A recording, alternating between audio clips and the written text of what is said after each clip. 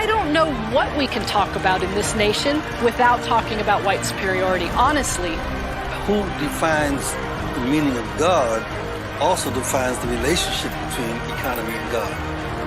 African Americans spent $1.3 trillion last year, making us the 16th wealthiest nation in the world. Why have we not turned those riches into wealth to develop our community?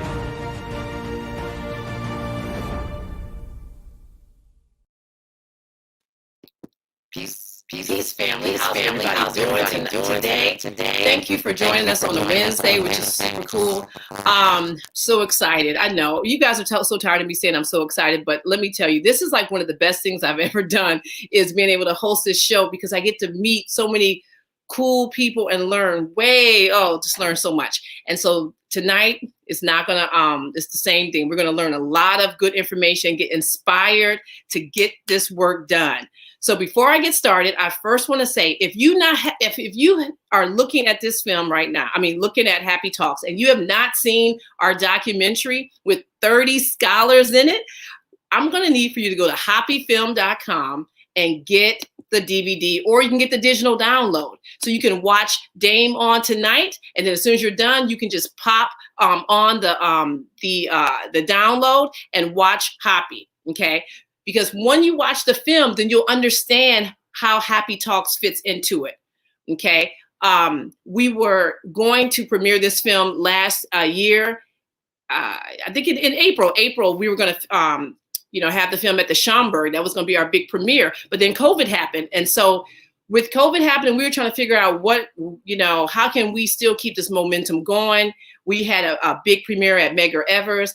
And so we started doing this, HAPI Talks. And in the beginning, we just started bringing on people that was in the film onto a show, and we just talked to them on YouTube. We had like 300 or 400 people. Now we have like 20,000 subscribers on YouTube, which is super cool, which means we're getting the word out about cooperative economics and about us working together for financial stability. Okay.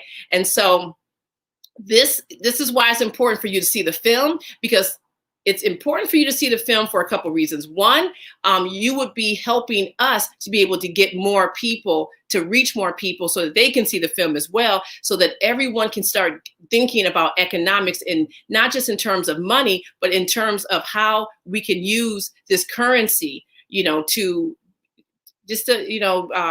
get, financial stability as a community. So when you support us, then we give it right back to the community and support.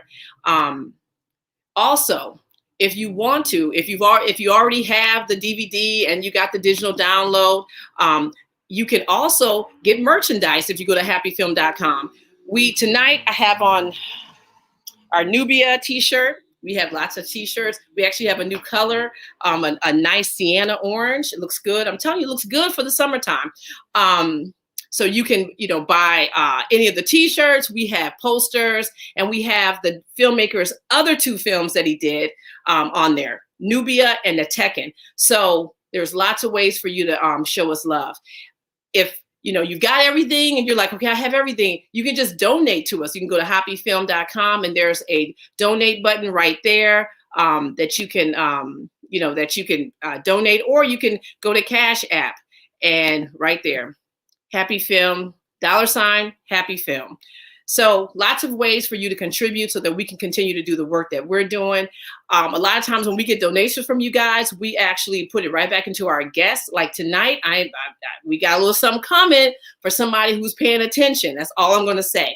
So it's really important for you to, to donate, to contribute, because everybody can't do everything. But, if you have a couple dollars you can spare, that's a good look. The other thing that everybody actually can do, okay, is like this video, share this video with at least 3 people, and make a comment. I saw there was quite a few people online early before we even got started that was,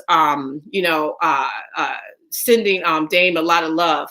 Self-awareness 333, thank you. You were like the first person to get on there. So thank you so much. I see Malika's in the house. So I do want to start, and then we have the super chat. So thank you, Donnell. You are always giving us some dough. Thank you very much. Thank you. Malika. I hope I'm saying that right. And I also want to say peace to Dennis, to Tyra, pseudo charlatans. I see Evan and DM.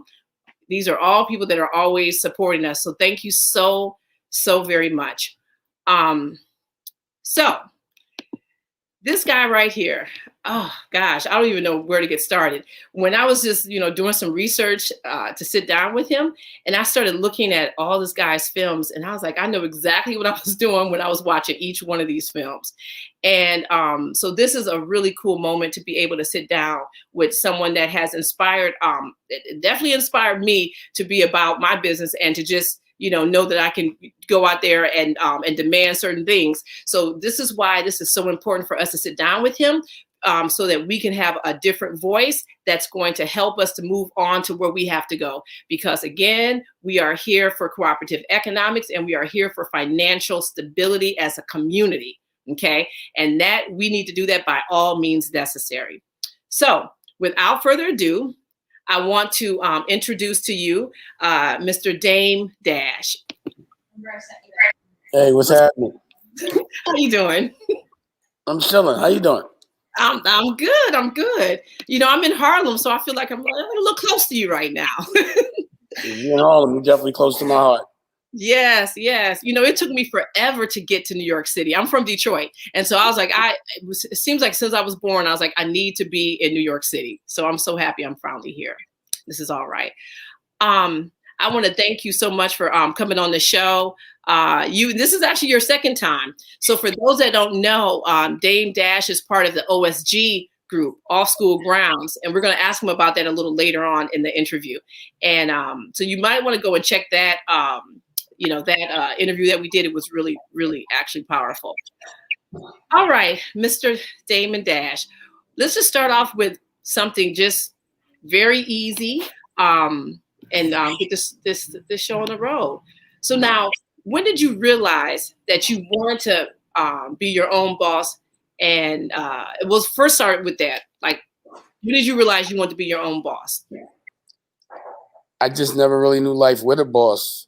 So it didn't ever make sense to change. I think the way you start your narrative is important. The patterns that you set forth for yourself and the things that you accept as your normal, it's kind of on you to accept certain things. So, if you're told that you have a boss your whole life, then you have to make a realization that you don't want one. But if you've never had a boss, then you just don't accept ever having a boss because you know what it's like to be the boss. So I just never started the game as an employee. I just, maybe it came from my survival skills on the street. I think what people have to understand is like, to commit a crime is very dangerous. To do the time is hard, a lot of hard work. Even certain crimes are more work than an actual legal job. So if you're going to work that hard on something, if you're going to take chances, like if you can be in a situation where you're willing to die or you're willing to go to jail to sell a drug, then you should be able to work that hard on your dream, a legal one, where the recourse is not death or jail. So, coming from a place where I was like, I will risk my life for that money. And then I'm like, I don't even have to risk my life for that money. All I have to do is work hard and believe in myself. Which one are you going to choose? Yeah, absolutely. Like, it's funny how we're programmed to believe it makes more sense to hurt ourselves, our brothers, people with the same color skin, than to hurt the people that are oppressing us, to be scared of those people. Have them have no accountability. Why? It's a program. Yeah. But, how did you just come out thinking this? Like, like when you talk to your family, like your mom's, like, is she ever like, oh, you remind me of such and such? You know what I'm saying? Like, where did this come from? I think I have a bloodline of people that didn't accept what was given to them and took what they wanted. So I just come from strength, and I don't know anything else but that. So I don't come from being a victim, ever. I don't remember ever being a victim. I was literally thinking to myself, do I remember ever losing a one-on-one fight my whole life. I cannot, and I'm like, if I lost, I mean, I've boxed and I've gotten dropped in the ring, but in the street, I really don't recall a time I lost a fair fight. So I don't even understand the concept of a loss or losing on any level. That's what's up. So, so what do you think? I mean, well, not what do you think? What was your first business, and how old were you? Like, with your first business? I mean, to be honest, I was a drug dealer when I was really young. I was surviving, and I realized it wasn't sustainable, but I did learn a lot. And that's why, you know, the comparison is, like I said, I was risking my life for short money. You know, I was really willing to do a lot more for less. And once you get out of that game, things become relatively easy. Because if it ain't no jail involved and no death, then why wouldn't I go balls to the wall? Why wouldn't I go hard? That's a good point. Yeah. Wow. You know, but that's like the chances we take for stupid stuff. You know, you think about what you do for what, or what you've been willing to risk, and it's like, why wouldn't you do that for your dreams or something you really believe in? Yeah, absolutely. Like, who wants to do a bid? Sit behind a jail and take your priceless freedom away from you. Something that's free becomes priceless when it's taken from you. Why would you give that away? Yeah. But you know, a lot of people are, you know, in the drug game. How did you? But like, was there an incident that happened where you like, I ain't doing this no more, or was you just? I made a movie about it, Paid in Full. That movie, that incident right there, I was there. I saw it. Wow. I quit, and I made a movie about it because I want everyone else to quit when they saw it. That's what's up. Okay. So, you know, when you started to, you know, move from drug dealer onto businessman, well, no, you were always a businessman. It's just a different business. So a more legitimate business, if we want to say that. How did your family react? Like, did you have people like supporting you? Were you the only person that was feeling this way? Did you have a partner? Like, how did that go? When I first started, all my friends was laughing at me. They thought, you know, it wasn't going to work. They was laughing. I had to, you know, that's why that battle happened with DMX. I was just sick of my friends laughing at my dreams.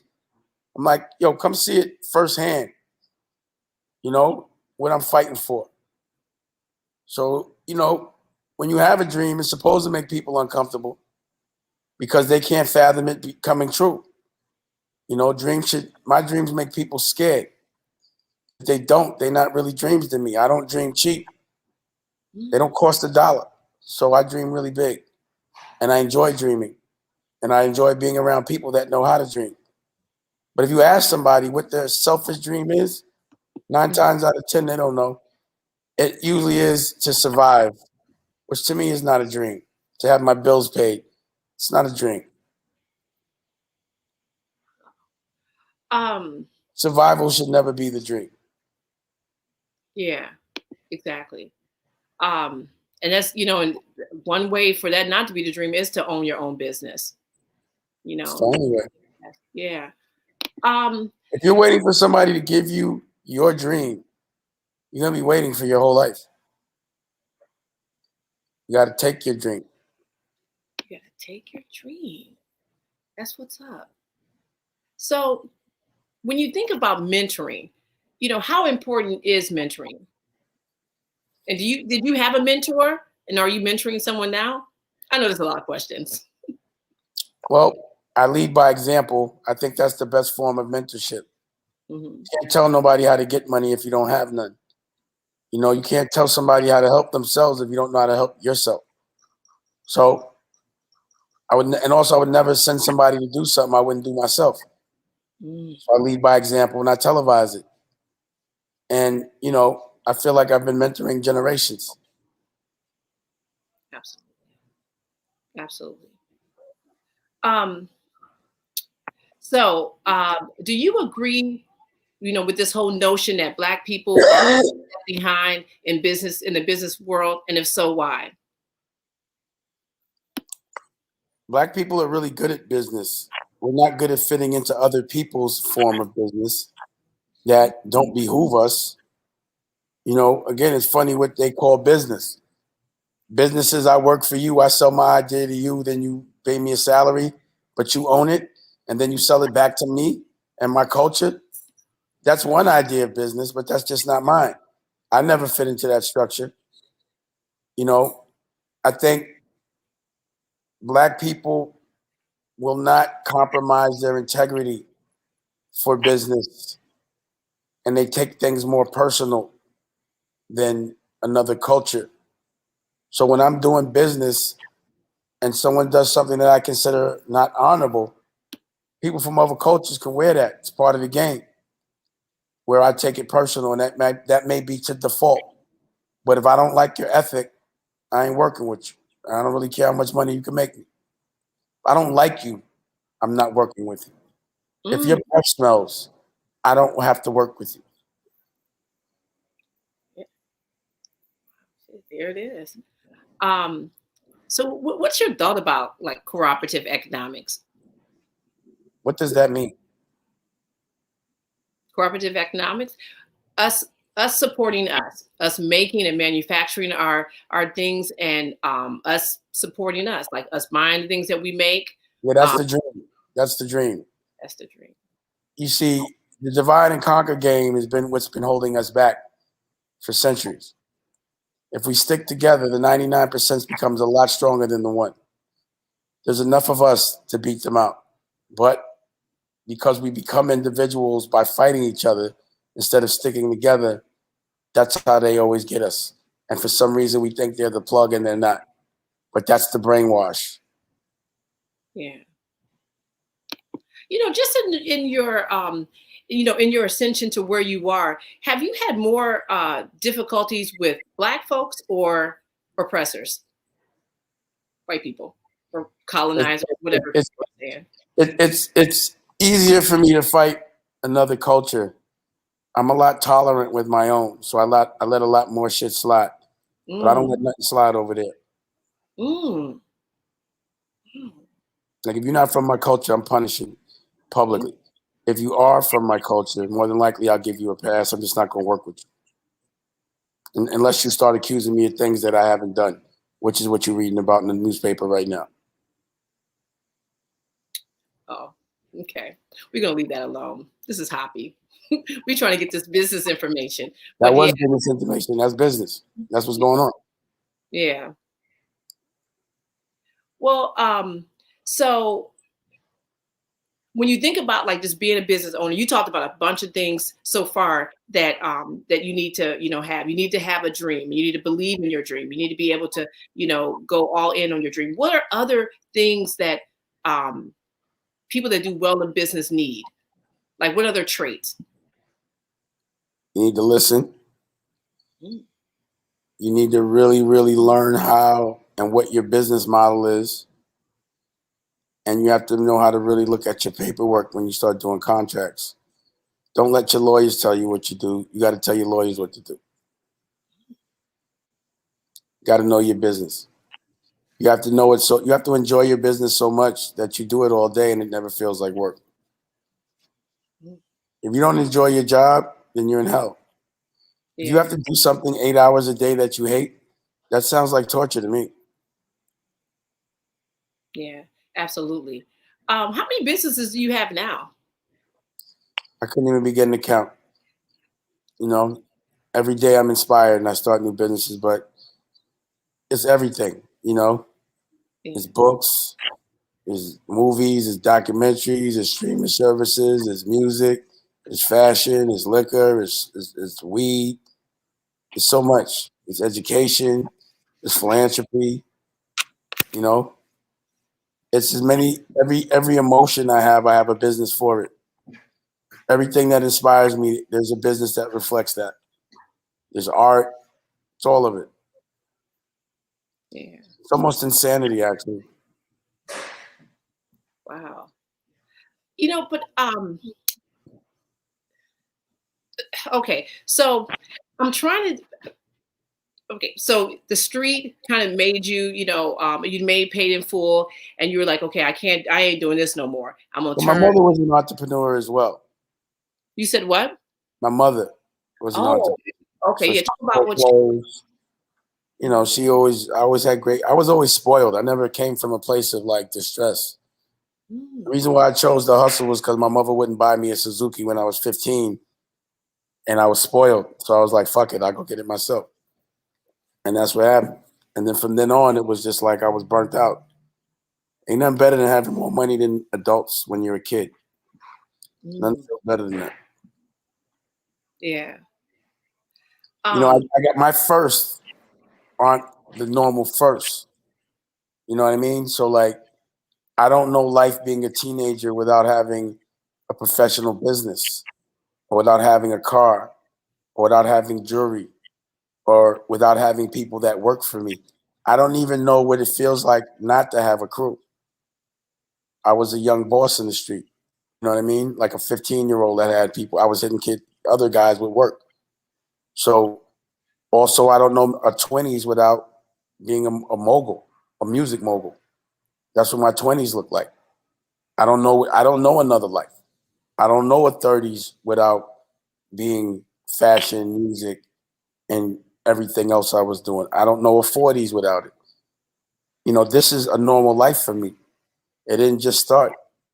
I haven't had an adult life other than this one. Wow. I started my first record deal, I was 19.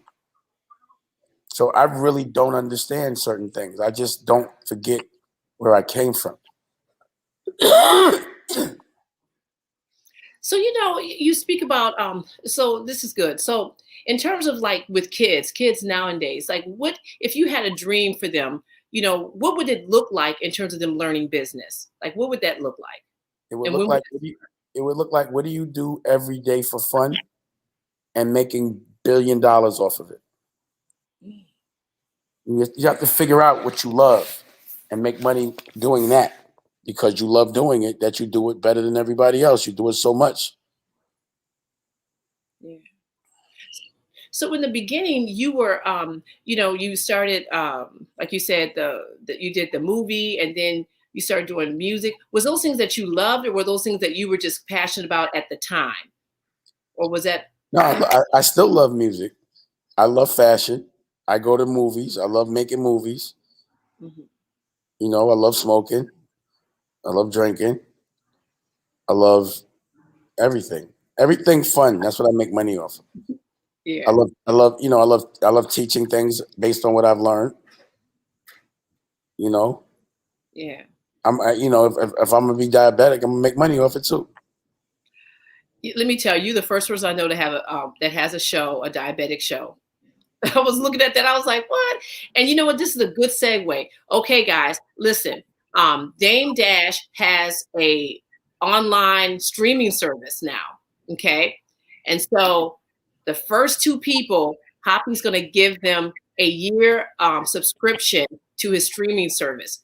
First two people to email me. Now, this is the deal. Okay. You got to email me 8 movies that Damon Dash has been in or has produced, has directed, whatever. 8 movies, and you have to Damn. yeah, 8 of them, and you have to you got to email me at info.hapifilm.com right there. 8 movies. Okay. Now sometimes when we're giving away stuff, you guys would be kind of slick and say, "Oh, what I really want this." No. 8 movies. Okay. First 2 people, you get a year of streaming at Dame Dash Studios. You want to get in right now because that's the other thing. How long have you had the studio, the streaming service rather? I mean, I had launched it about a couple of years ago. Mhm. I've been launching streaming services since Netflix. But I relaunched it because the innovation is while you're watching things, you can buy things without disengaging. So you press the shop button and you can buy what you see. So I relaunched it about 4 months ago. And, like I said, it's about not only making the content, but the products you see in the content. All of that. Yeah. Mhm. Um, yeah. He's in the, I thought that's pretty funny. Um, yeah, when I got online, I was like, wow, I was like, that's pretty cool. So, okay, so that brings me to another point, or one of the things that, it seems like you're really good at is being patient. Would you call yourself a patient person? Yeah. I have low patience and low tolerance for like disrespect, but as it relates to business and people, Hmm. yeah, I've developed more patience by smoking weed. Mm, okay. Well, that's interesting. All right. Um, okay, so you done made me lose my train of thought now. Okay, let's see. Okay, so you named one rule that you talked about that when you're handling business. So what are some other rules that you live by when you're doing business? One, you said if you don't like something, you're not doing it. Are there any other rules? I mean, I have to. Where? How am I live? Interesting.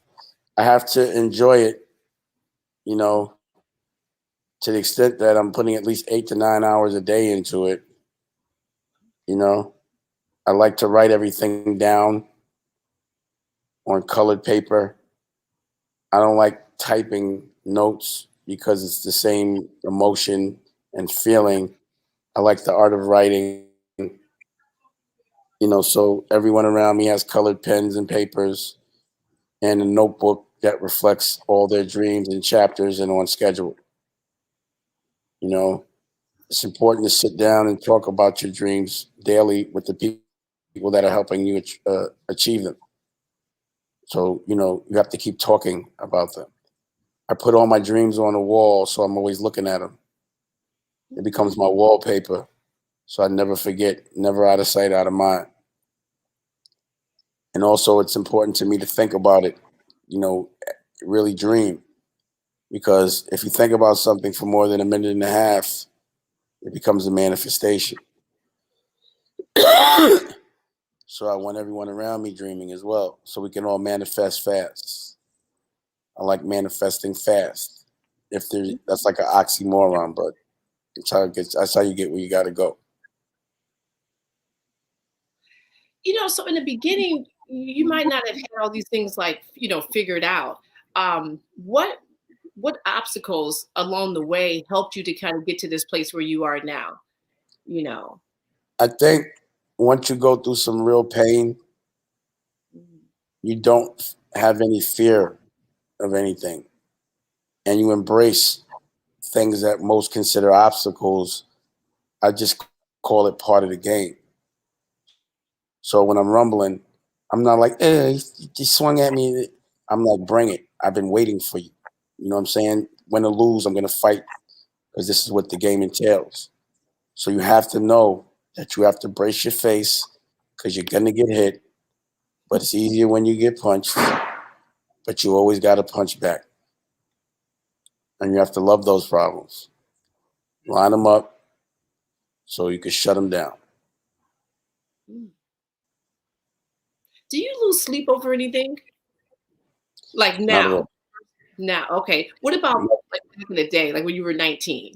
Like, were you losing sleep over stuff? Only thing that makes me lose sleep is like if someone I love is hurt, death or jail. But other than Mm. that, I sleep pretty well. Okay, Am I worried? What would I have to be worried about? like that. You know, I'm Yeah. worried about not going hard and letting dreams pass just because I'm lazy. That's not going to happen ever. You know, I just play games on my terms. So, I don't want to play nobody else's game. I create my own so I can make my own rules. So how does someone do that in the beginning when they don't have, let's say, like capital to like start their dreaming? Like how does that happen? You got to be good at what you do. Business isn't because I want to be in it. It's because I'm good at it. You know what I mean? You got to really study the art and the craft of what you're doing and be better than your competitor. It ain't no. It's not like you can say, "Yo, I want to be a professional basketball player," and just show up. You really got to be good. You got competition. You know, people think sometimes, like, "Oh, I just want to be a businessman." Nah, it's a professional sport, especially when you want to be independent. If you want to, eating the food you kill, that makes you a different kind of animal, and eating the food you kill so well that you full and you got enough to make sure everybody you love eats well, nothing better than that.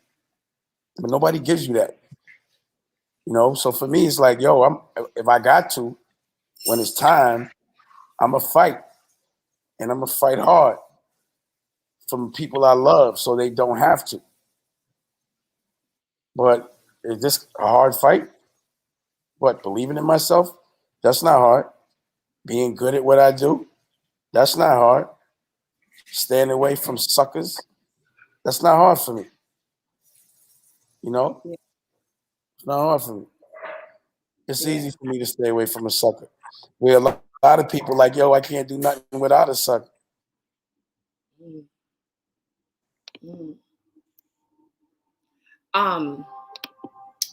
Yeah, I love that. So, before you kind of talked about failure, because you don't, so your concept, so you don't have a concept of failure in the way that we think of failure. Like, what's your Failure, concept? It's L should be a learning experience, not a loss. There's battles and there's wars. So if you go through something for the first time, it's rare you're going to be perfect. So you take a lump and you don't make the same move twice, but you got to come back.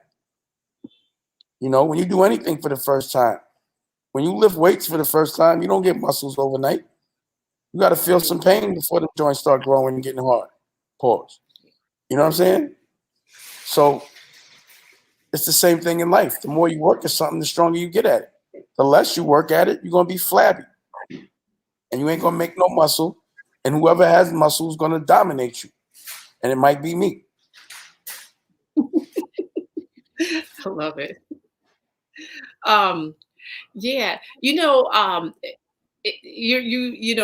sitting there with such confidence, and there's a lot of people who maybe don't have as much confidence as you do. Is there anything you can suggest to them? How do you become more confident? Well, number one, you're usually really confident based on success or based on what you're doing really well. So you got to get good at it. A false sense of confidence is like an ego. But when you really know that you're good at something, why would you have any doubt in your mind? And, for me, fear is a artificial emotion that's implanted in our brain to make us scared to make our dreams come true. And I don't see the purpose of it. You only scared of things that people tell you to be scared of. For example, I got 4 dogs in here. What I notice is when they see another dog, they have no fear of death. Why? Because no one told them about death. They have no idea what it is. So what are they scared of? Yeah. So you're born to be scared of something you know is going to happen no matter what. But the way it's introduced to you is to be scared of it. We all going to die, so why be scared of that? But we know that. So fear is like, it's about perspective and how you look at things. Undefeated. You know what I'm saying? Yeah. So you got to kick the fear. Not being confident is on you, but that's on you. That's a choice. What I'm gonna choose to look cool or look corny. It looks cool. It looks corny being scared. Why do I want to look like that? Yeah. When you put it in these little simple terms, you're right. You're right. Is that simple? People definitely complicate things and be scared of shit that they ain't got to be scared of. But you scared of the way somebody else that's scared looks at you? A punk is scared of what a punk thinks? Makes no sense. Yeah. Why would I care what a lame thinks about me? Why would I care what someone that's not playing the same game I'm playing? You can't even have an opinion on what I'm doing. Unless you fighting my fight, I don't want to hear from you. And if you was fighting my fight, you'd have nothing but respect because you'd understand what it is to be fighting at this level. Yeah. You'd be like, yo, because when I see somebody doing what I'm doing, I'm like, I could dig it. Because not many people built for that. I was going to ask you, do you think everybody should be a business owner? Yeah. You think everybody should be a business owner? Really? That's like saying, do you think everybody should be free? If you're not a business owner, then you got to work for somebody, right? Yeah. All right. So why shouldn't somebody have their own business? Then everyone will mind their own business. If everyone had their own business, they'd mind their own business. God, that's so true. That's so talking about another man's business and you got your own to watch. Makes no sense. Yeah. Oh man. Right, we're gonna take just a little break real fast. Okay, guys, listen, if you are liking this video, and even if you're not liking it, like it anyway, share it with 3 other people. We got to get this word out. Dame is dropping I can't even say it all together. Dame is dropping jewels right now in terms of business, about being confident, about getting, your business together. So please like this video, share this video. Make sure you send it to some other people. But there needs to be more likes on the board. I'm looking. I see a bunch of you guys signed on, but not enough likes. So please like the video. Yep. And I agree with Farai. She said Dame is always dropping jewels. That's what's up. Yes. Thank you. Yeah. I like that. If we minded our own business, we wouldn't be in this mess in this country. That's true. Yes, Rose. So what does success mean to you? Well, I answered it. You ain't happy. And also, as I'm coughing, not a cold, healthy, then you don't really have too much. Like, if you have all the money in the world and you're lonely and unhappy and everyone around you is sad, to me, you broke.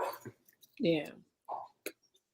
I gauge wealth on who has the most love because that's the only currency that counts. People making up money now. Cryptocurrency tells you that. But you can't make up love. Yeah. It's hard for somebody that you can't buy happiness. You got to find someone you love, a partner.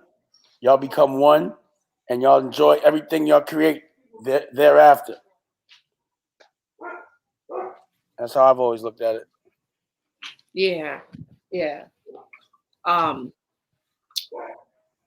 So, I'm sorry. Your morning routine. Like, what do you do in the morning?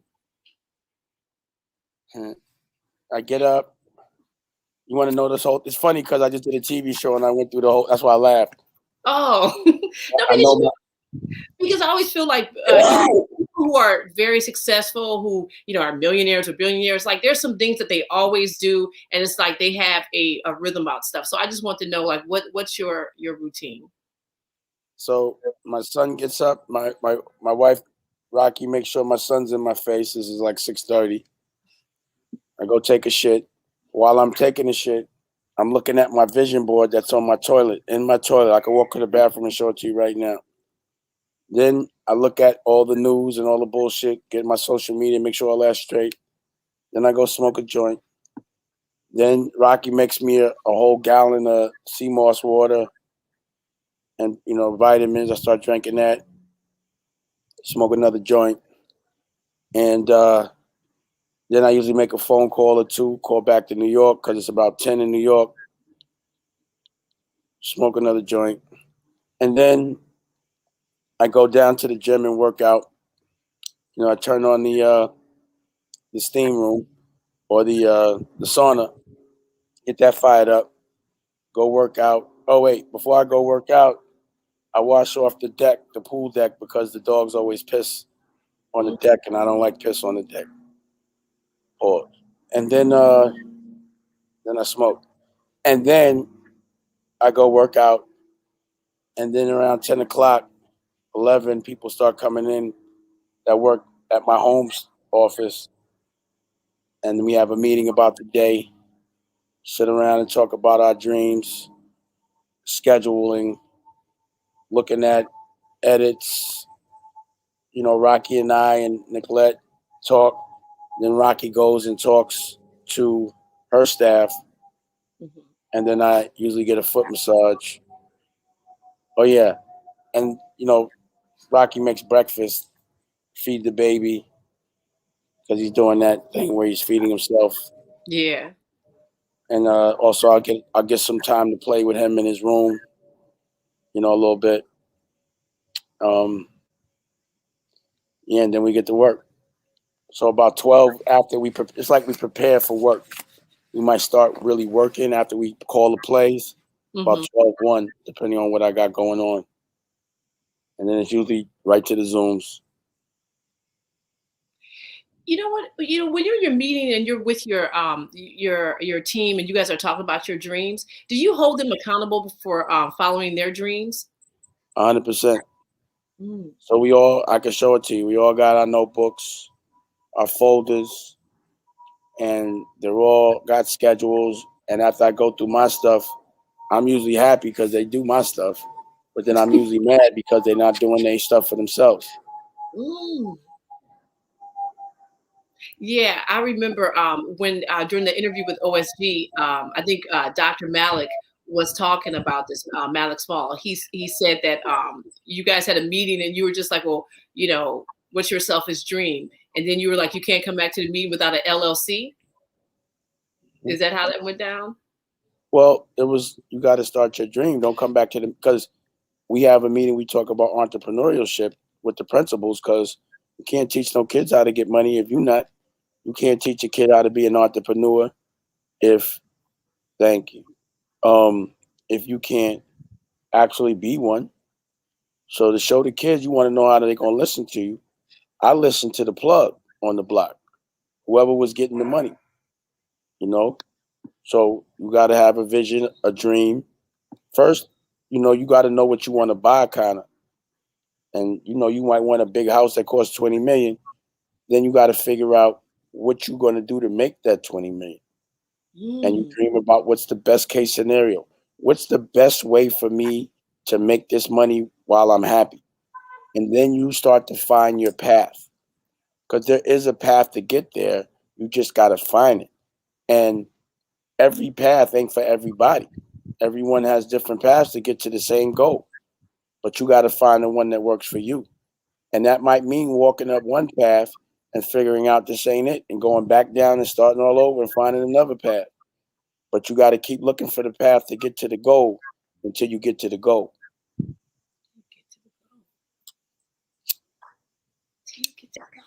Okay. Oh, that's so good. Okay, you guys, if you know, please, if you want the streaming service, make sure that you are one of the first 2 people who have you know, written down 8 different films of Damon's that Damon is associated with or in or made, directed, anything. And send that to info.hapifilm.com. And also, if you have not purchased HAPI, the documentary, please do so by going to HAPI Film. We got a lot of merchandise. We got everything up on there. Okay. So you can get a bunch of different things, posters. We have a lot of good things. Also, if you want to donate, you can donate on Cash App at $HAPI-Film. And remember, all the money that you guys give us, we put right back into our guests and, you know, with us getting the word out about HAPI. Okay. So over the years, okay, in terms of like your approach to business, you know, of running the business, how has it changed? Or has it? It's changed a lot. You know, there was a time I was using other people's money. And that meant that I had to convince people about my visions of taste. I'm gonna plug back in. And dreams. And I did well. But, you know, it was too easy and I did it really fast. And I didn't like the people I worked with. And the people that were usually putting up the money were exploiting my culture. So I wanted to do everything on my own. You know, I just wanted to do it that way. I really do. It hurts me to raise money.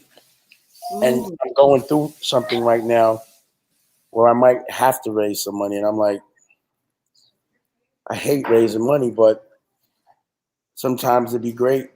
Actually, most of the times, to really be great, you have to make yourself uncomfortable. And what I had to learn is to practice what I'm preaching. Because everything I'm saying and that I'm telling you, I'm comfortable with it. And it makes a lot of other people uncomfortable to actually approach life the way I do. That don't mean I'm making myself uncomfortable just because I'm making you uncomfortable. I go through life trying to find things that make me uncomfortable so I can be great. Absolutely. Absolutely. And it's crazy. The things that make me uncomfortable is dependence. Where the thing that makes most people uncomfortable is independence, which makes no sense to me. You know? Yeah. Thank you. Yeah. You get much love here in the chat. So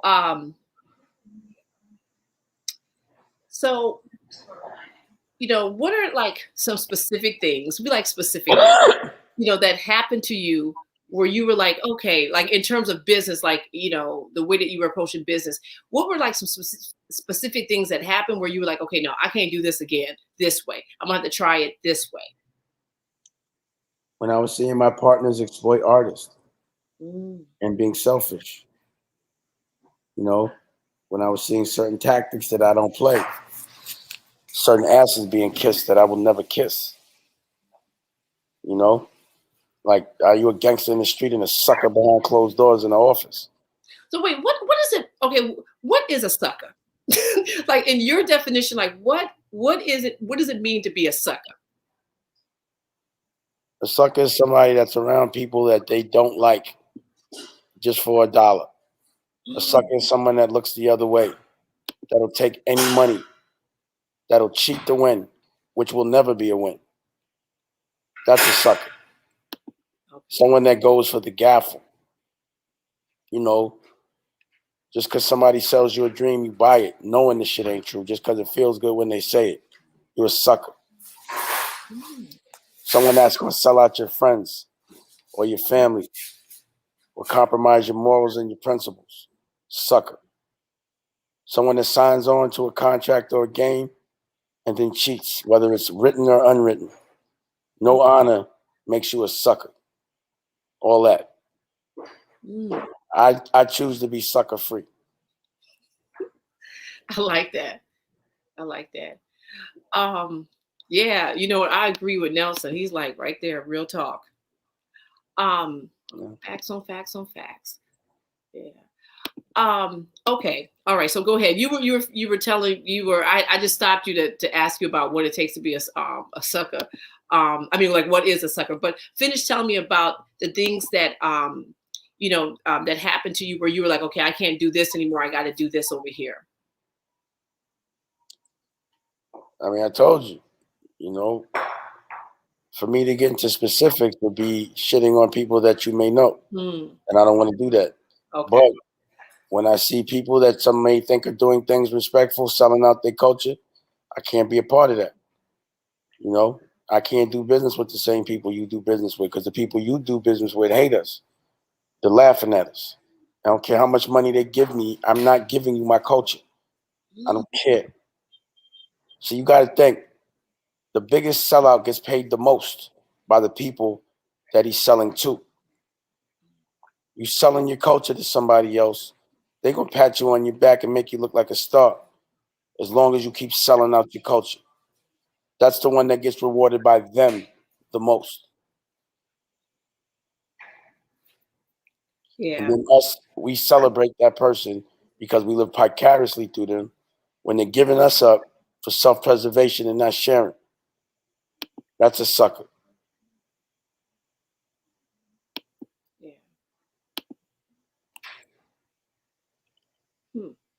So I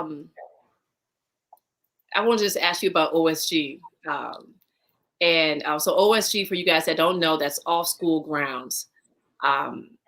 Can you just tell us, like, how did you, come to meet them? Like, what was your, like, how did you meet them? Blind, 100% respect for my brother Lays.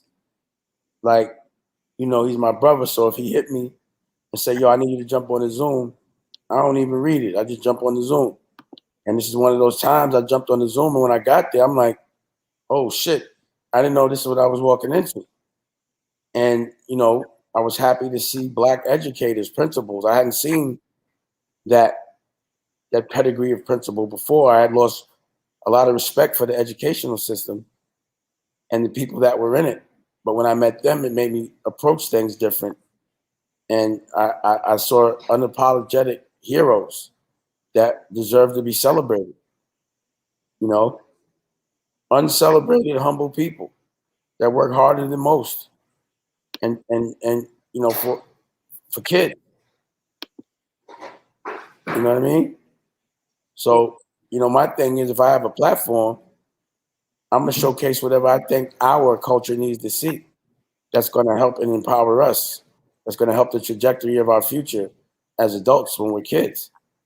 And that's them. And they've been a really strong family for me. Yeah. Really. A real support system that you couldn't even understand. Yeah, I definitely felt the love when I just got on that Zoom with them one time, like the first time I got on with them, and I was like, oh, and I think it was the first year anniversary. I was in tears. I don't even know any of these people here, and I'm in tears. That's the love mafia right there. Yeah, I used to love mafia. I like that. Mm-hmm. Yeah, absolutely. So, can you just tell us a little bit about? Sorry about that. Oh, that's okay. You talked about a little bit before about Dame Dash Studios, but can you tell us a little bit more about it and like where are you trying to go with this or with the studio? I mean, it's a television network and a streaming service with a point of view. It's about deprogramming.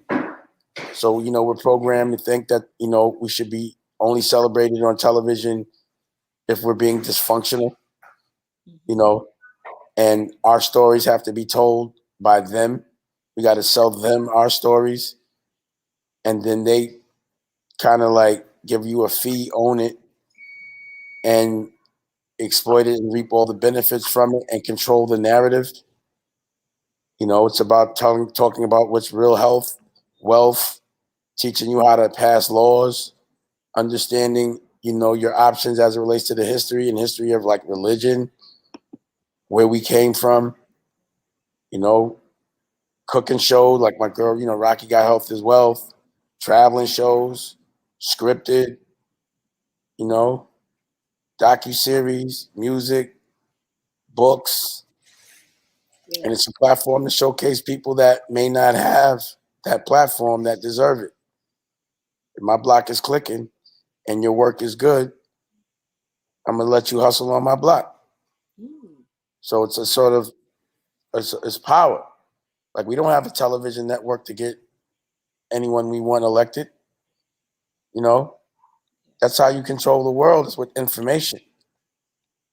So if I have the attention of the world, I'm going to give them the right information, not just to exploit the world and make money.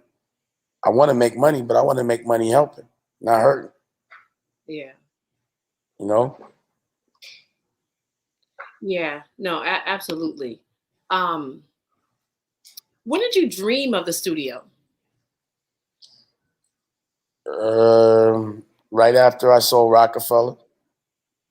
I wanted to approach it different. Okay. you know, it didn't make sense to do all that outsourcing. Like, you're making millions of dollars of videos a year, you might as well just hire a crew to do it, own the equipment, put all these creatives in one place and let them do their thing. And, you know, it was like before YouTube was even being monetized, before it had commercials. We were just making, you know, I opened up art galleries around the world, the first being in Tribeca, TD 172, you know, and made history and started to reconstruct the DNA of the world. And that was the whole purpose. You know, when I first left the music business, everyone thought being independent was crazy. Mm. And I had to change that narrative. And I did. I had to go independent and show people that you can still live luxury without compromise of living or quality of living and still maintain your integrity. Keep your integrity intact. But keep your, you know, and they try to make it look like I'm struggling. Yeah, if I'm using my own money, I'm struggling. But it's a struggle I choose, like a real man. Mm. Wow. Yeah, that's pretty powerful. Actually, everything you've been saying, it's right there with HAPI. It's like you're speaking our principles and you haven't seen the film yet, but you are going to see the film. But it's like this is exactly what the principles that we talk about all the time in terms of HAPI. So there's quite a few questions in the chat. Do you mind just staying on for a couple more minutes to answer some questions? Sure. Okay. You guys, any question that you have, please put it in the chat. It was so interesting because I was sitting there when you kept talking about suckers, and I was like, wait, what is a sucker? And then I looked in the chat, somebody was like, yeah, what is a sucker? So thank you for clearing that up. So how do you not be a sucker in business? And can you be a sucker, but then you kind of like get a change of heart and you start doing the right things? Or are you a sucker for your whole entire life? Most suckers I know stay suckers. They be suckers for life. Mm. Okay. I don't want to be a sucker. And while we're waiting for these questions, so what are you doing now? Like, what's your new aspiration or your new dream that you're dreaming for yourself and your family? I'm really loving building this like educational children's sector with Raquel. So, you know, she's been writing books and cartoons, and, you know, we have plans to make our own version of Disney, a Black Disney. And, you know, a lot of stuff in the NFT world, art. I think I like that opportunity. And movies, a lot of movies. I'm always making movies, TV shows. Mm-hmm. You know, world domination on my terms. I like that. Okay. All right. Okay. We got quite a few in here. Okay. I'm sorry. Okay. Okay. Let's look at these questions. So someone says, congratulations on the newborn in the family. Thank you. He's 7 months, guys. Like this. Yeah. Their little Dusko is something else. That's his name. That's my little man. Yeah. All right. Now, where's baby Dusko? You went to sleep? Where's baby Dusko? Oh, she got him? Oh, yeah, she got him. He's just too quiet. All right. So are 99% of the hip hop artists suckers? I don't know. I haven't seen him in a while. But I think there's a lot of people that are perceived that are doing well that are, but I'm not going to say everyone is. Okay. Okay. So what do you think about Africa?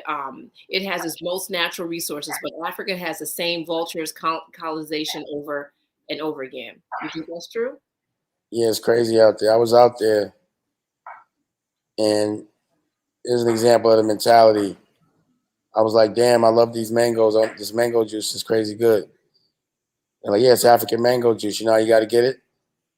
You have to ship the African mangoes to Ireland, and then they have to buy them back from Ireland. And, you know, that was crazy to me. Africa's a continent. People think it's a state or a country. You know what I'm saying? It's the most resourceful continent on the planet, and they make it look like it's the brokest, but it's actually the richest. But if you go to Africa, the people get money out there, they're not from Africa, you know? So yeah, that's a shame. Yeah. Yeah. You know, there's actually a brother that is setting up shop in Africa to do that right there. He's Black guy who was selling fruit to Africans and to us in America, but from Africa, because he was, he couldn't understand that same thing that you were talking about. Yeah, that's crazy. Okay. So someone's talking about, like, how did they take their clothing brand mainstream? Ampu. I don't know why I don't do this without my glasses.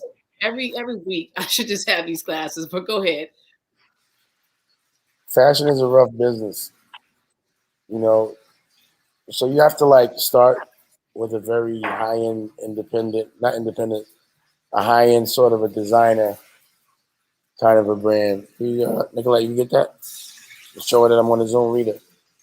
It's like, and you have to lose money. Like when I started Rachel Roy, my business plan said I had to lose $2 million a year for 5 years before I even started to become sustainable.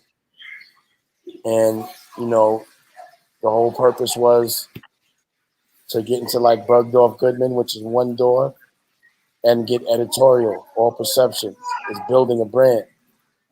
Can't build a brand overnight. It takes like, 5-10 years at least. You have to be consistent. And then once you establish yourself at this high-end level, then you diffuse and you make yourself available at a cheaper price point. For example, Ralph Lauren makes Purple Label. First of all, his real name was Ralph Lipschitz. I'm sure everybody knows that. From the Bronx, started out broke, built the brand on ties. He don't make no money from Purple Label. He don't make no money from his stores. Where they make money is people buying those polo shirts half price at the outlets. Because of what his brand represents, which is all a lost leader, because it costs the same $5 to make that shirt than it would make for a JCPenney shirt.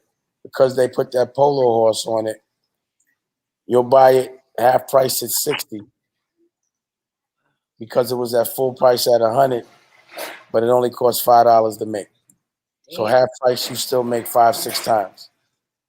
But my point is, you have to have something high end that people can't afford so that you can diffuse it and they can buy it in the masses. Another example, Mercedes-Benz does not make their money from Maybach. Not many people can afford a Maybach.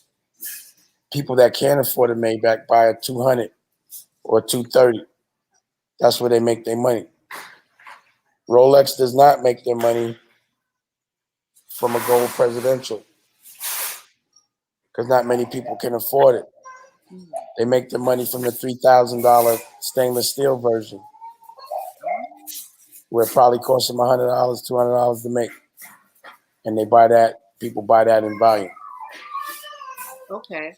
If you get your clothes on somebody that's in a movie or someone that's looked at as swaggy, that's a good way to take your brand to pop culture. But if you're doing retail, then you have to be able to sustain the demand. So if, let's say, all of a sudden somebody wants a shirt you make, and they love it so much that they're going to order $3 million worth. If you don't have $1 million and $1.5 million to make that, then you won't be able to fulfill that order. And you can't factor it until after it's made and shipped. So sometimes, demand can kill a brand, because if you can't facilitate an order, no one will ever order from you again because you're messing up their real estate. So fashion is tricky. Okay. Do you always make a business plan every time you, before you open up a business? Business plans are bullshit to me. And the reason why is because you can't base a business plan on a business that hasn't happened yet. You can't project how much people have bought until after you've sold it to them. So in clothing, you have to make a business plan every year, but it's based on the year that you had prior to. And a proper business is supposed to grow 10% every year. Oh. So I don't really fuck with business plans. I don't like them. So how do you make your decision to do a business? It's based on what makes me feel good. And if I'm inspired. And if you're inspired, that's what's up. So, but when you're getting started, it's kind of hard, or maybe kind of hard to just kind of just go in with no help from anybody with your own money if you don't have, the money. Is there like a stepping stone to bringing on a partner? And if so, what should you be looking for in your partner? I mean, strategically, you want them to do the things that you're weak at. And yeah, I don't like get into a business and start at the biggest level because you're going to make mistakes. Like, there is no getting into a business without making mistakes. You just have to have enough, to me, you learn while you burn. Your bread is, you got to have those, you got to understand you're gonna burn. Yeah. Until you get it. It's trial and error. You have to have enough money to sustain, but that's how it goes. It's part of the game. Yeah. Do you have another music label in mind that does not require the selling of one soul? I mean, you be your own label. You could be a label and just get a distribution deal. It's like the kind of deals you get. So I'm not saying I wouldn't work with a major. I just wouldn't work for a major. You know what I mean? They got to work for me. So I'll make the asset and I might get help distributing it. Mm-hmm. But that's it. You're not going to own it. Yeah. If I see another white boy make $100 million off of a black culture. Yeah, that's whack. You need the paper, keep happening. Yeah. So Alex from Michigan, she wants to know what's been your greatest reward in all your years of business? The reward that's brought you the most personal fulfillment and satisfaction from within. It's almost like saying, which kid do I love the most? You know what I mean? Yeah. That's kind of hard. Yeah, everything that I do for the first time is important. Every business, when you crack a fashion, you crack a record, you crack a movie, or a clothing line. I think the most profitable has been the clothes. Okay. That Rockwell look was sweet. You know what I'm saying? That Rockwell look was sweet. Okay. Yeah, it is kind of sweet. Sweet. Yeah. Okay. How do you choose or restructure projects that take more time and energy than they'll return, so that they will become reoccurring high ROI projects? There's chess and there's checkers. So sometimes I got to pay bills. And what happens is sometimes, the things I've been working on for a while start to realize themselves exactly when I need them to. I think it's the fact that I work on so many different things that when they pop. I don't get too frustrated. It's just not good. I don't get too frustrated. I'm doing so much stuff that I enjoy. I just keep going till it turns. And whatever's closest to being finished, that's what we have our staff focus on. Sometimes you got to focus on making shit, but then you got to focus on putting it out. So I was having a meeting with Rocky yesterday. She got a children's book done, 2 magazines done, and a documentary that needs to be done. Mm. And I'm like, all right, when we putting this shit out, when are we focusing on marketing? We have to figure out distribution. So I'm even as like a businessman in this moment, we made all these books. Now I got to figure out how I want to distribute them.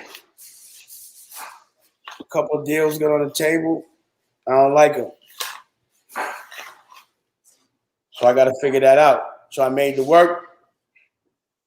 Now I got to figure out how to put that shit up. Mm. Yeah. Do you meditate? Do I what? Meditate? Yeah. Do you meditate? Like maybe when you're working out? Yeah, I mean, I have time that I listen to my breath and that I just think. I don't think it's the not that one. Mm-hmm. But I'm definitely daydreaming a lot.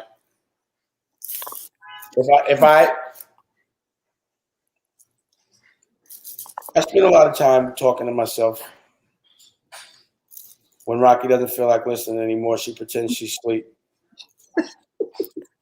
You know what I mean? And then I just talk to myself. She's always cooking you something good. Like when I look at you guys on IG, oh, speaking of, let me put, and you guys have to go on to his streaming service. Let me put this up for you guys and follow him on IG. Yeah, she's always making, it looks really good, especially the pizza. She made some type of little pizza the other day. I was like, okay, that looks good.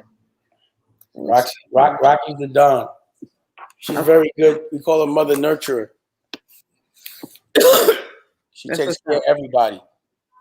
But you know the good part, what people have to understand about when you look for a partner is the amount and the way they love themselves is more or less the way they're going to love you. So Rocky loves herself. She takes good care of herself. Look at her. She always getting that shit together. You know what I mean? Mm-hmm. So by default, because she going to make sure she eat, I'm going to eat. But she also loves them dogs. The dogs eat. Everybody eats. She takes care of everybody. You know? She really does. Yeah, that's what's up. But she takes care of herself well. Like, if she didn't keep a clean house, then she ain't going to keep a clean house for me. If she didn't keep a clean house for herself. You know what I mean? But yeah. But she takes care. She was the jewel of the Nile. She changed everything, to be honest. Mm. That's what's up. That's what's up. All right, last two questions. Do you miss New York City? No. No, really? Not even a little bit? Not really. No. New York, you got to be. I did New York for a long time, and I don't like the weather. Got to be cold half the year, and I like to be in the house, you know, and I like to be in my own bubble. When I'm feeling real social, that's the time to go to New York. But right now, I'm just enjoying being a daddy. You know what I mean? That's unobstructed. I just want to be a dad. That you know, it's crazy when, yeah, the freedom is that I have a choice, you know. But it's crazy. What the things that people do normally that like what was ill about when I got with Rocky is she brought a normalcy to my life that was not normal for me. So just going to the store was not, I didn't do that in my adult life. So she made it where I got to do all that shit that normal people do that aren't doing what I'm doing. But in a way where I could jump in and out. Like I could be this and then be like, oh, I'm back in my bubble, you know? But yeah, a lot of my fight, if you've looked at my history, has been to just raise my kids. So I'm 50. It really took me till 50 to get it right. I'm just glad that at 50 I could still get it. Yeah, yeah, absolutely. What has been your how have you grown the most? Like in what area do you feel like you've grown the most since the 19-year-old kid and now? Definitely my respect for women. Yeah. You know, that's where I've grown the most. I believe that, the whole world is based on lies and control and misconception. But logically, which is what I look at, the creator of life is God, right? What on this planet creates life? Women. So who's God? Women. So it would make sense for men to be so silly to try to convince the world that they're God, because they can't be. You can't create life.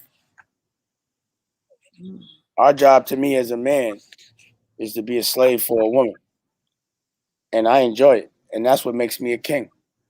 Mm. Mm. You've come a long way since Paid in Full, Dame. Like that was about 30 years ago, 20 years ago. I better have. Yeah. Well, no, because sometimes, listen, sometimes people don't grow. Sometimes people are kind of saying the same stuff and they don't, don't have the ability to reflect on their lives and see where they went wrong or where they went well, So I really appreciate you, opening up to us about that, just about everything. That's what's up. Thank you very much for that. Transparency is honesty. You can't learn from a lie. Can't learn from a lie. Are you do you talk to people on a regular basis? Like, what about kids? Are you, someone did ask that about elementary kids, do you go in and talk to kids? Well, it was COVID lately, but I talk to the principals. Yeah. That's why we writing books and curriculums. Yeah. And also a lot of what I'm doing now, and just because it's working for me as a parent, is showing what parenting, what you should be doing with that time you have with your child that can make your child's life easier from the beginning. Yeah. Better parents make better parents. Mm-hmm. You know what I'm saying? But look, here's Rocky's book on the board. See how everything's on the board? Oh, that's the board. Okay. Well, that's her little space. Here's my space. This is a movie I'm doing. Bunch of storyboards and shit like that. Okay. I'm Okay, we have to get. You know what, Dame? We're gonna have to get HAPI on that board somewhere. We're gonna have to have a conversation. Well, the board would mean that I didn't shoot it yet. So once give me something to shoot, it'll be on the board. Okay. Well, we're gonna get a different board for stuff that's already shot that needs distribution. I'm just saying. But that's cool. So let me know. Yeah. Let me know. I see. Look, here's all my notebooks that I was talking about. You see them? Yeah. You see the notebooks? Oh, you want me? Good. No, he has not. Give me, buddy. Hold on, let me get my little man. All right, Desco. We're done with your daddy, Desco. Thinking like I might drop you or something. What's up, Desco? We're done with daddy. Look at Desco's just looking dead at me. That's what's up. Oh yeah, he's a tenor. Yes. Going on. Yeah. He got his own little clothing line. He got his DDs. Yeah. Socks. He got his governor socks on. All right. Yeah, so this is my little man. Being able to wake up with him, go to sleep with him, play with him, work with him, being able to architect my life where he's in it every second and I don't have to leave him. That was always my dream. Wow. And it took me to get to here. Like I couldn't accomplish that for the last 4 decades. Yeah. And despite everything I was doing. Yeah. So just in closing, what's your he's potty trained. Right now I'm like, Rocky, you hear him grunting? You think he wants to go to the bathroom? No, look, guys, the baby 7 months old is getting potty trained. No, he's already potty trained. Since he was 4 months old, his mother was on him. I wish you could have seen him floating on his back yesterday. Yeah. That's what's up. So now, just in closing, Dame, what do you want to just let us know about business and your philosophy on business, or what words of wisdom you want to leave us with? I mean, you dropped a lot of jewels here. You know, I think the thing I like the best is when you said don't work with people you don't know. Yeah. So what do you want to leave us with? You got to dream. You got to dream. And you have to know what your dream looks like what it looks like when you wake up, where you want to live, what car you want to drive, what time you want to go to bed, all of that. And once you know your dream and you can visualize it, you can get other people to help you get there. But once you get there, you got to recognize that you got into your dream so you can live it and enjoy it. Because a lot of people don't even know what their dream is. You know what I mean? And once they get it, they're not even enjoying it. I'm like, I thought it was your dream to put out a record. When you put out a record, celebrate. You got to celebrate the wins, every last one of them. You know, that's why I'm celebrating him. We fought so hard for him. Like, you got to remember, a year ago, we had lost a baby at 7.5 months pregnant. So the only way to get to that light place, because it doesn't get no darker than that. I think that's going to the bathroom. Hey, I think he's going to the bathroom. Hold on. There you go. Fatherhood, guys. Somebody take it. You want to take it to the bathroom? You take him to Stinky? She's going to take it. So when he starts grunting, that's a sign. Like, put me on the potty. Yeah. So we don't wait for him to do that in the diaper. Just go get on that potty. Yep. But he tells us. He'd be like, you heard him? He was like, yeah. Yeah. You know, kids are so clear. If you know the language of kids, they're so clear when they talk. You know, now little dogs are in. All right. Well, Dame, thank you so much. Thank you for this, like I said, opening up. Transparency is truth. I love it. Thank you so much. I'm gonna just show, and if you can just hang back in the backstage for a minute, I'll be right with you, okay? Thank you so much. Okay. Thank you. Later. Thank you. Yeah, All right. Peace. Okay, guys, listen. You guys just rewatch this because he was dropping everything, telling us everything. This is what's up. If you guys, I want to just thank everyone who has contributed to HAPI through Cash App, through the Super Chat, through the donations. You know, we really appreciate the continuous circle of love. When you contribute to us, then we contribute back to you. So I want to thank everybody for that. And make sure, one more thing I forgot to tell you guys about is to go on to hapifilm and make sure you're signed up for the newsletter. It comes out every month. And it has packed full with a lot of different articles. We have Financial 101 news. We have we go over a financial innovator, someone from the past who laid the pathway for us to be successful today. A health article that's written by Black Silt. They're a yoga couple team out of Georgia, Atlanta, and they write dope articles every single month. So you want to check them out. And then we also showcase a Black business every single month. And sometimes it's usually it's a couple of Black businesses. And then we give you the HAPI update. So please go to hapifilm.com and get connected, please. Get connected. So I just want to thank you guys for all coming through. I saw our elder, John Henry Staples from Riverview, Florida in the house. So I want to say thank you. And before I go, just a couple of shout outs. Rose, thank you very much. And Dennis from OSG, thank you. And Donnie Williams, thank you. For all your conversation pieces over there in the chat. And I see BB, Alex, Julie Rudder, thank you so much. And DM, love you. You're always on our side.